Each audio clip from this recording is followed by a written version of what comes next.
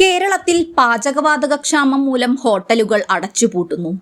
എന്നാൽ ഇതൊന്നും ലവലേശം ബാധിക്കാത്ത ഒരു ഹോട്ടലുണ്ട് തൃശൂർ അമ്മാടത്ത്.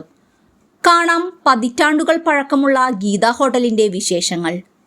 തൃശൂർ അമ്മാടത്തുള്ള ഗീത ഹോട്ടലിന് പാചകവാതകക്ഷാമം ഒരു പ്രശ്നമേയല്ല. വർഷങ്ങളുടെ പഴക്കമുള്ള ഗീത ഹോട്ടലിൽ അന്നും ഇന്നും പാചകം വിറകടുപ്പിലാണ്. പുളിവിറകും ചിരട്ടയും കരിയുമൊക്കെയാണ് ഇവിടെ പാചകത്തിനായി ഉപയോഗിക്കുന്നത്. LPG സിലിണ്ടർ ഇതുവരെ ഹോട്ടലിനകത്തേക്ക് കയറ്റിയിട്ടില്ല. അതുതന്നെയാണ് ഈ പ്രതിസന്ധി ഘട്ടത്തിലും പതറാതെ ഗീത ഹോട്ടലിനെ പിടിച്ചു നിർത്തുന്നത്.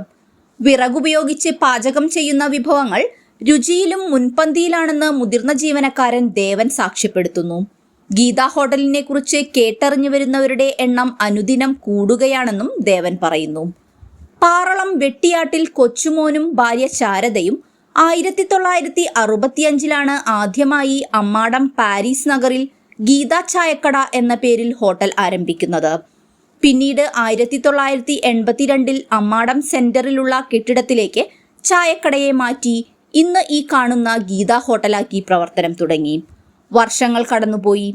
പല ന്യൂജൻ കോഫി ഷോപ്പുകളും ഹോട്ടലുകളും അമ്മാടത്ത് തുറന്നു. പക്ഷേ അവയ്ക്കൊന്നും ഗീത ഹോട്ടലിന്റെ പഴമയുടെ രുചിക്കൂട്ടിനെ വെല്ലാൻ ആയില്ല. അന്നും ഇന്നും ഗീത ഹോട്ടൽ സദാസമയവും ഹൗസ്ഫുള്ളാണ്. ഊണ്, വറുത്തമീൻ, പൊറോട്ട ബീഫ്, ചായ, ഇഡലി, വെള്ളയപ്പം, ദോശ, പരിപ്പുവട, ഉഴുന്നുവട, പഴംപൊരി, മസാലദോശ തുടങ്ങി എല്ലാ വിഭവങ്ങളും ഗീത ഹോട്ടലിൽ റെഡിയാണ്.